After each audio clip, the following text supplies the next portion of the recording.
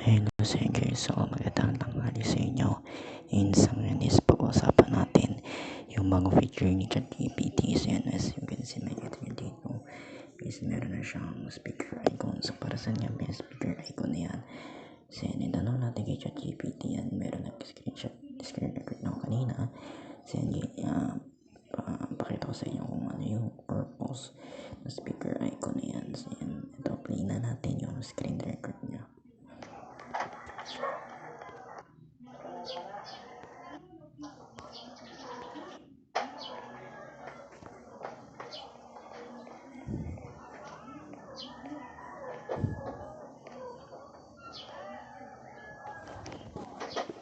Ayos.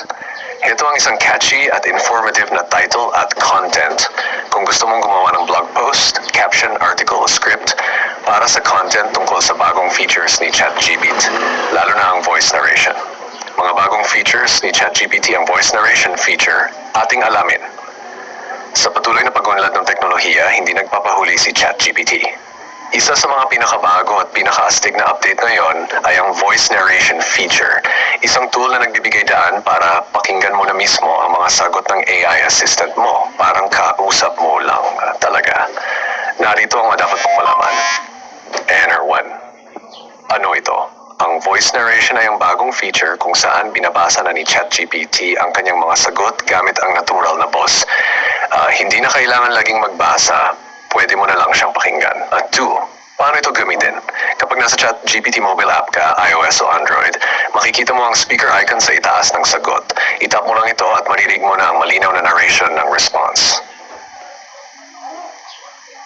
3. Sino ang makikinabang dito?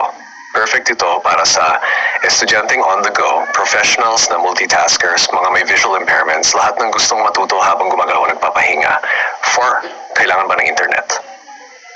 Sa ngayon kailangan pa. Dahil cloud-based ito, hindi pa available offline ang voice feature. Pero sana soon, maging accessible ito kahit walang internet. 5. May iba bang boses? Sa ngayon, default male voice pa lang, pero sobrang natural at malinaw ang pagkakasabi. Sana sa future, may option na rin para sa iba't ibang accent, tono at gender ng boses. 6. Gamit na gamit sa edukasyon at productivity. Gamitin ito sa pag-review ng notes, pagsagot sa mga katanungan habang naglalakad, pagkuha ng inspiration sa sulat habang nagpapahinga. Parang podcast na may AI kausap. 7. Future possibilities. Isipin mo kung pwede mo siyang makausap ng real-time itong boses mo. Voice conversation, offline narration, customizable tones. Posibleng mangyari yan sa mga susunod na update. 8. Isa itong hakbang patungo sa mas human-like AI experience. Hindi lang siya AI na sumasagot, para na rin siyang digital study buddy o assistant na pwede mong kausapin kahit saan. 9. Pwede bang i-save ang audio?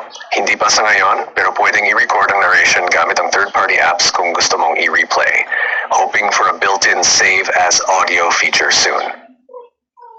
ChatGPT. Mas interactive na ngayon kaysa dati. Mula sa simpleng text responses, ngayon ay multimodal at multisensory na si ChatGPT. Basahin, pakinggan at balikan, lahat pwede. Kung gusto mong gumawa ng TikTok content, YouTube Shorts, blog article, FB post, gamit ito, pwede ko ring i-format for that. Gusto mo ba ng short script version para sa video?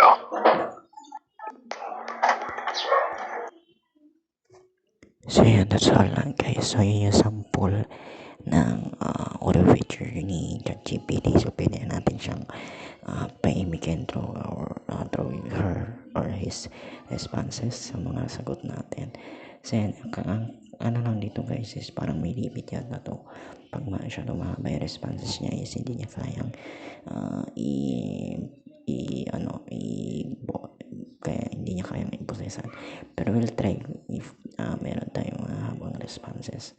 So yan, hanggang dito na lang muna guys, and thanks for watching.